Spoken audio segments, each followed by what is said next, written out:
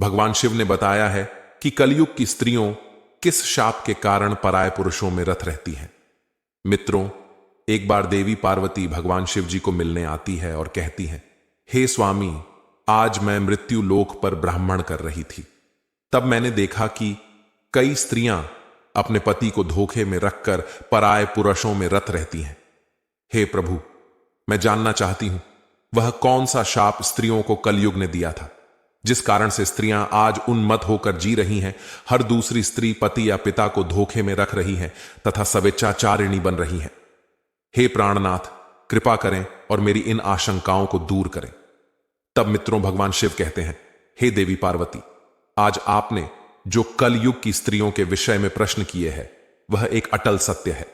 यह कलयुग के कली पुरुष का शाप है, जिसकी कथा मैं आपको आज सुनाता हूं। हे देवी, जो भी मनुष्य इस कथा को पूरा ध्यान से सुनता है वह अपने जीवन साथी को कभी धोखा नहीं देता है तथा उन्हें मन चाहे जीवन साथी की संगत प्राप्ति होती है और समय के साथ साथ उनके प्रेम में वृद्धि होती है।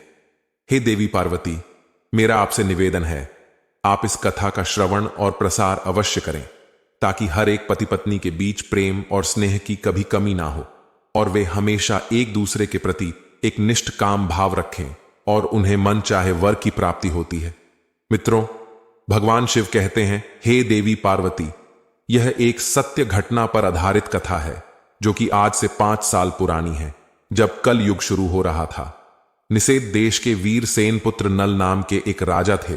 वे रूप और गुणों से परिपूर्ण होने के साथ साथ सभी तरह के अष्टरों शस्त्रों में उन्हें महारत प्राप्त थी, किंतु उन्हें एक चौसठ खेलने की बुरी आदत थी। उसी काल में विदर्भ देश में भीष्मक नाम के एक राजा राज करते थे। उन्होंने दमन ऋषि को प्रसन्न करके उनसे 4 पुत्रों का वरदान मांगकर संतान प्राप्त की थी, जिसमें में से 3 पुत्र और एक कन्या थी। पुत्रों के नाम थे दम, दांत, दमन और पुत्री का नाम था दमयंती, पर वह देवी लक्ष्मी के समान रूपवती थी। ऐसा भी माना जाता है कि उस समय तीनों लोकों में दमयंती के समान कोई भी कन्या सुंदर नहीं थी। मित्रों, एक भगवान शिव कहते हैं, हे देवी, एक दिन की बात है कि राजा नल अपने राजमहल के उद्यान में टहल रहे थे। उसी समय उनकी नजर कुछ हंसों पर पड़ी। उसमें से एक सुंदर हंस को नल ने पकड़ लिया। तब हंस ने राजा नल से कहा, हे राजन, अगर आप मुझे छोड़ दो तो मैं विश्व सुंदरी राजकुमारी दमयंती के पास जाकर आपके गुणों का ऐसा वर्णन करूंगा कि वो आपसे ही विवाह करेगी। राजा नल ने भी दमयंती के रूप की चर्चा पहले ही अपने दरबारियों के मुख से सुन चुके थे और मन ही मन दमयंती को पाने की चाहत भी रखते थे। वह उसे विवाह करना चाहते थे। मित्रों, भगवान शिव कहते हैं, हे देवी, हंस की बातें सुनकर राजा नल ने उसको छोड़ दिया। इसके बाद वे सभी हंस उड़कर राजकुमारी दमयंती के उद्यान में चले आए। वहीं दूसरी तरफ दमयंती हंसों को अपने महल के उद्यान में देखकर बहुत खुश हुई। वो भी हंसों को पकड़ने के लिए दौड़ने लगी।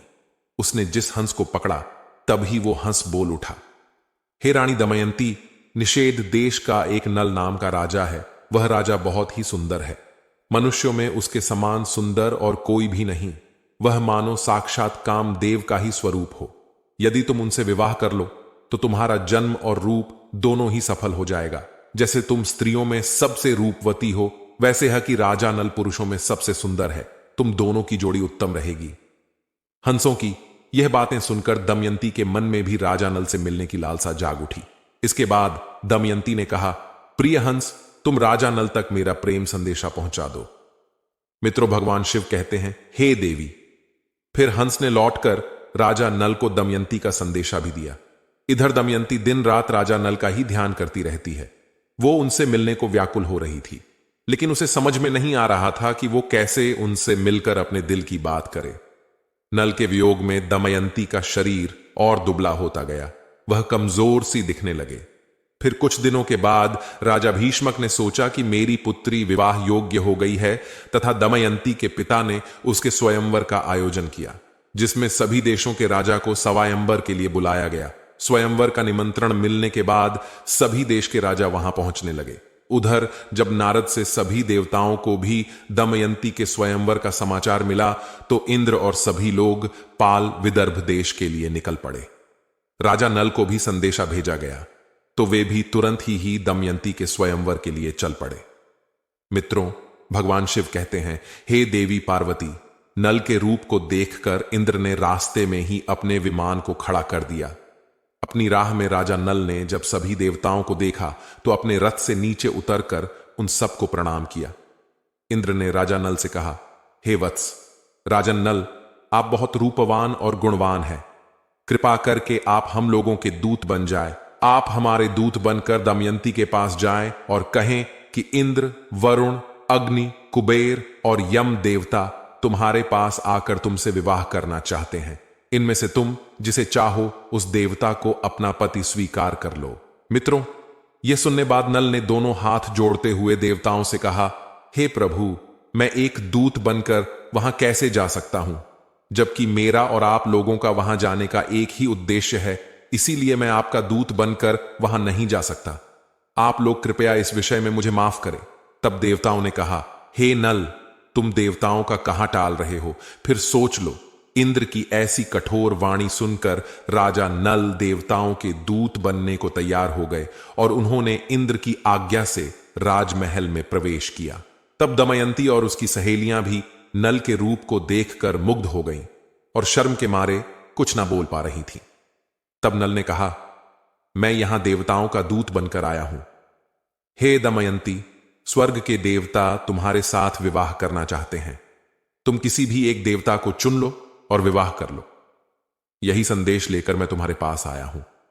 देवताओं के प्रभाव से मैंने तुम्हारे महल में प्रवेश किया था, इसलिए मुझे कोई देख नहीं पाया। मैंने तुमसे देवताओं का संदेश दे दिया है। तुम्हारी जो इच्छा हो वो करो। दमयंती ने बड़ी ही श्रद्धा के साथ देवताओं को प्रणाम किया और मंद मुस्कान के साथ कहा, स्वामी, मैं तो आपको ही अपना मानकर खुद को आपके चरणों में सौंपना चाहती हूं। जिस दिन से मैंने हंसों की बात सुनी है, तब से मैं आपके लिए व्याकुल हूं। आपके लिए ही मैंने राजाओं की भीड़ इकट्ठी की है। यदि आप मुझ दासी की प्रार्थना अस्वीकार कर देंगे तो मैं जहर खाकर मर जाऊंगी। दमयंती के मुख से ऐसी बातें सुनकर राजा नल ने कहा, हे देवी, जब बड़े बड़े लोकपाल देवता आपसे विवाह करना चाहते हैं तो फिर आप मुझ मनुष्य से क्यों वरण करना चाहती हैं? मैं तो इन देवताओं की चरणों की धूल के बराबर भी नहीं हूं। आप उन्हीं में से किसी एक से विवाह कर लीजिए। देवताओं का अप्रिय करने पर इंसान की मृत्यु भी हो सकती है। आप मेरी रक्षा करें और उनका वरण कर ले। नल की यह बात सुनकर दमयंती घबरा गई। उसकी आंखों से आंसू छलकने लगे और वह मंद स्वर में बोली, मैं आपको वचन देती हूं कि मैं आपको ही पति के रूप में वरण करूंगी। तब राजा नल ने कहा, परंतु इस समय मैं यहां देवताओं का दूत बनकर आया हूं। अगर इस समय मैं अपने स्वार्थ की बात करने लगूं तो यह बात सही नहीं होगी। मैं तुमसे विवाह कर सकता हूं, लेकिन जब वे धर्म के विरुद्ध ना हो। तभी राजकुमारी बोली, इसके लिए मेरे पास एक उपाय है। उसके अनुसार काम करने पर आपको दोष भी नहीं लगेगा और हमारा विवाह भी संपन्न होगा। उपाय यह कि आप सभी लोगों के साथ स्वयंवर मंडप में आए और मैं आपको ही वरमाला डाल दूंगी। मित्रों, भगवान शिव कहते हैं, हे देवी पार्वती, राजा नल वापस देवताओं के समक्ष पहुंच गए और देवताओं के पूछने पर उन्होंने बताया कि वे रानी के पास तो दूत बनकर गया था, लेकिन वो और उसकी सखियां सभी मुझ पर मोहित हो गईं और आप लोगों के प्रस्ताव को उनके सामने रखने के बाद भी वे मुझे ही वरण करने पर तुली है। कुछ समय बाद स्वयंवर की घड़ी आ ही गई। राजा भीष्मक ने सभी को स्वयंवर सभा में बुलाया। सभी राजा अपने अपने स्थान पर आकर बैठ गए। तभी दमयंती भी आ गई। सभी राजाओं का परिचय दिया जाने लगा। वह उन्हें देख आगे बढ़ने लगी। तभी इसी कतार में दमयंती को एक ही स्थान पर नल के समान हू बहू दिखने तथा वैसे ही वेशभूषा वाले 5 राजकुमार खड़े दिखाई दिए। तब वह हैरान हो गई और मन ही मन विचार करने लगी कि इन 5 में से राजा नल को कैसे पहचान। तभी वो समझ गई कि ये देवताओं की माया है और अंत में दमयंती ने निश्चय किया कि इस समस्या से बाहर निकलने के लिए वो देवताओं से ही सहायता मांगने लगी और अपने हाथ जोड़कर देवताओं की स्तुति करने लगी और कहने लगी, हे देवताओं, हंस के मुख से नल का वर्णन सुनकर मैंने उन्हें ही पति के रूप में वर्ण कर लिया था और उसी को पाने के लिए मैंने ये स्तुति शुरू की है। कृपा करे आप लोग अपने साक्षात रूप में प्रकट हो जाएं, जिससे मैं राजा नल को पहचान सकूं। देवताओं ने प्रश्न होकर उसे ऐसी शक्ति दी जिससे वह देवता और मनुष्य में अंतर कर सके। तत्पश्चात वह राजा नल के गले में माला डालकर उसका वरण कर लिया। मित्रों, भगवान शिव कहते हैं, हे देवी पार्वती, स्वयंवर पूरा होने के बाद देवता वापस स्वर्ग की ओर जा रहे थे। उस समय उनकी मार्ग में ही कलयुग और द्वापर से भेंट हो जाती है। तब इंद्र ने पूछा, कलयुग कहां जा रहे हो? तब कलयुग ने कहा, मैं दमयंती के स्वयंवर में उससे विवाह करने के लिए जा रहा हूं। फिर इंद्र ने बताया, अरे स्वयंवर तो कब कब पूरा हो गया, दमयंती ने नल का वर्णन कर लिया है, हम लोग तो बस देखते ही रह गए। यह सुन कलयुग बोला, यह तो अनर्थ हो गया, उसने देवताओं का घोर अपमान किया है, इसलिए उसे इस अपराध दंड अवश्य मिलना चाहिए। तभी देवताओं ने कहा, दमयंती ने हमारी आज्ञा प्राप्त करके ही नल को वर्णन किया है। हे कली, वास्तव में नल सर्वगुण पंपन और उसके योग्य वर है। वे धर्म के बड़े झांता भी हैं, इसलिए उसको श्राप देना ब्राह्मण को नरक में गिराने के समान है, जो कि एक महापाप है। मित्रों, भगवान शिव कहते हैं, हे देवी, ऐसा कहकर देवता आगे बढ़ गए। लेकिन कलयुग और द्वापर इसी विषय पर बात कर रहे थे। कलयुग ने द्वापर से कहा, मैं अपना क्रोध शांत नहीं कर सकता, इसलिए मैं नल के शरीर में निवास करूंगा और उसे मैं राजविहीन कर दूंगा। उस स्थिति में वह दमयंती के साथ नहीं रह सकेगा। उसे 64 का बड़ा शौक है, इसलिए तुम भी 64 के पासों में प्रवेश करके मेरी सहायता करना। और द्वापर ने भी उसकी बात मान ली।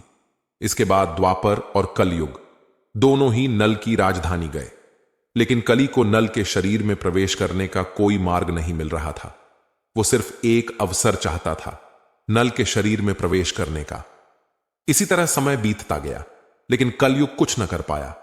फिर 12 वर्ष पश्चात एक दिन राजा नल संध्या के समय लघु शंका से निवृत्ति होकर बिना हाथ पैर धोए भोजन करने को बैठ गए। यह अपवित्र अवस्था देखकर कलयुग उनके शरीर में प्रवेश कर गया। वहीं कलयुग दूसरा रूप धारण कर उनके भाई, जो अलग रहकर अपना राज्य चलाते थे, पुष्कर के पास गया और उसने कहा, तुम नल के साथ 64 खेलो, मैं वचन देता हूं, मैं निश्चिंत रूप से उसका राज्य जिताने में तुम्हारी मदद करूंगा। पुष्कर ने कलयुग की बात मान ली और नल के पास शीघ्र ही चला आया।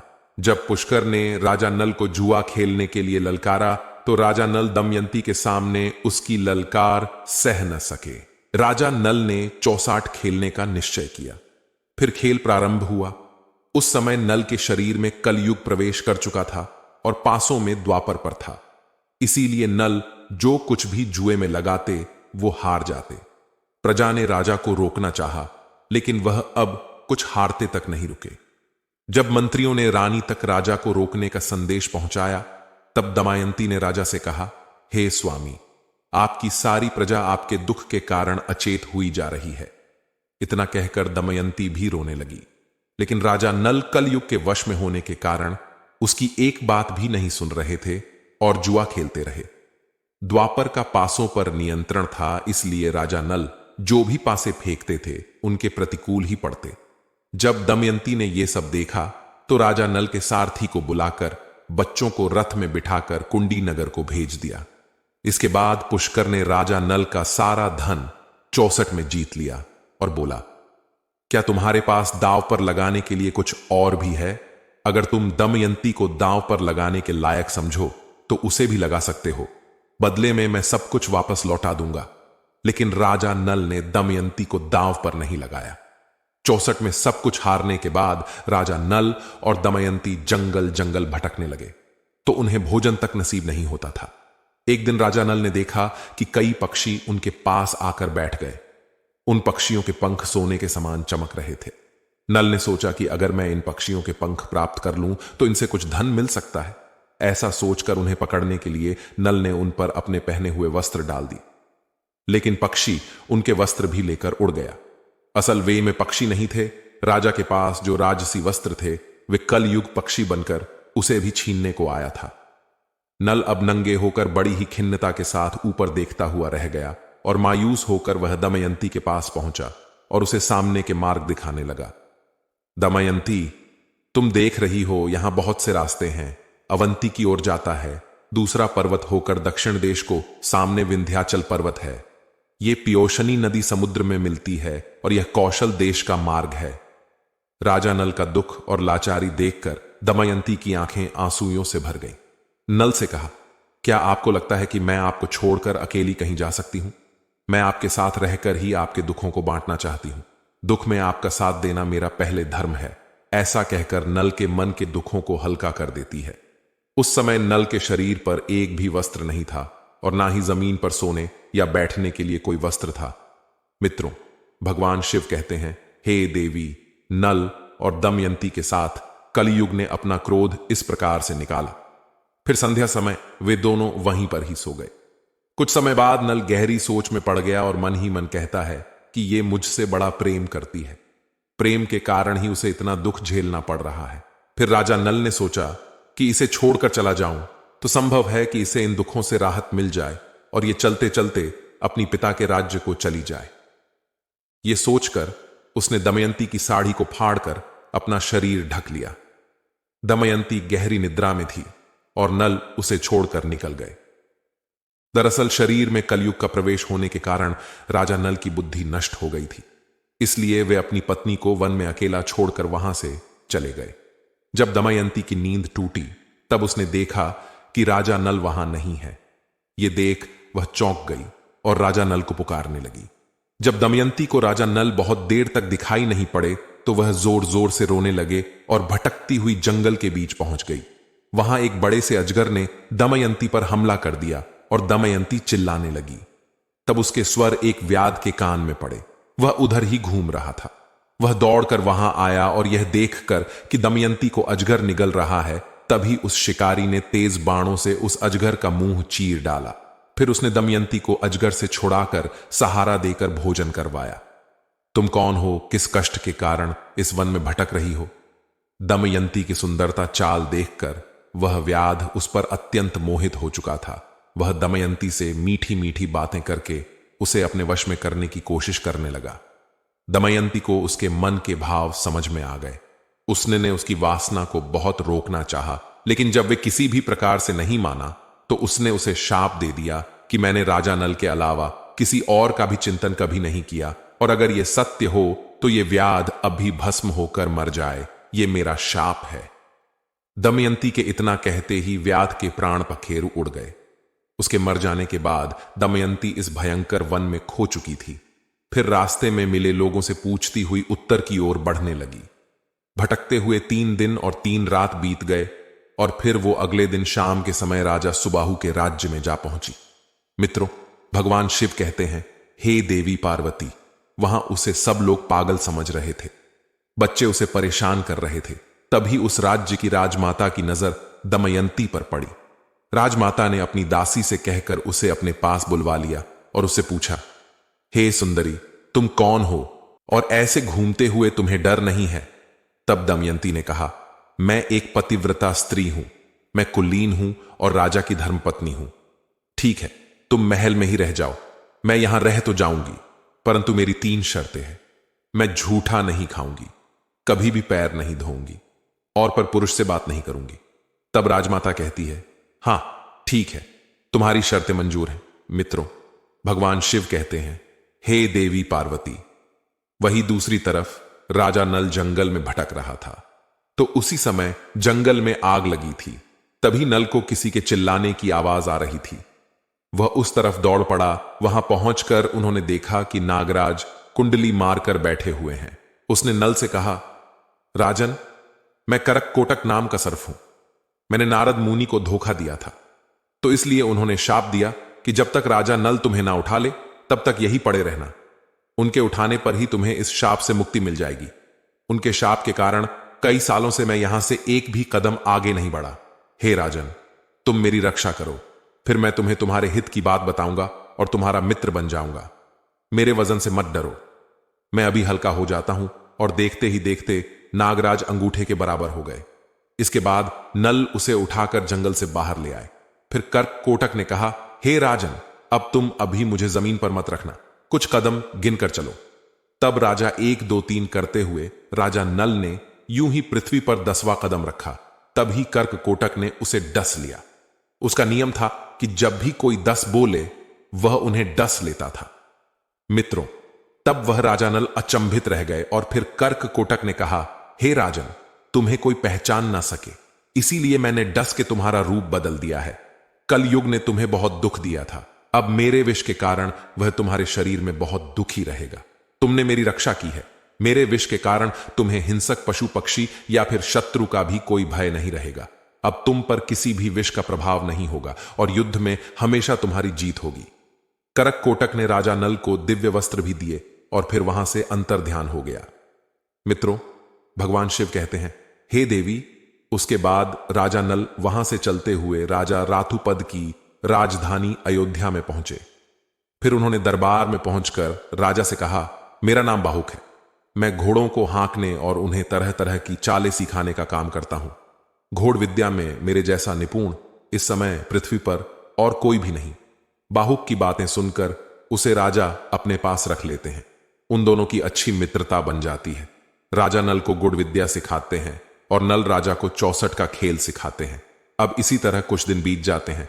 मित्रों, उधर जब राजा विदर्भ को यह समाचार मिला कि उनके दामाद नल और पुत्री दमयंती राजपाट विहीन होकर वन में चले गए हैं, तब उन्होंने सुदेव नाम के एक ब्राह्मण को नल और दमयंती का पता लगाने के लिए 6 दिन के राज्य में भेज दिया। उसने एक दिन राजमहल में दमयंती को देख ही लिया। उस समय राजा के महल में कोई धर्म कर्म का कार्य हो रहा था। दमयंती सुनंदा के साथ बैठकर वह कार्यक्रम देख रही थी। इस समय सुदेव दमयंती के पास गया और उससे बोला, मैं तुम्हारे भाई का मित्र हूं, मैं तुम्हारे भाई की आज्ञा से तुम्हें यहां ढूंढने आया हूं। तब दमयंती ने भी उसे पहचान लिया।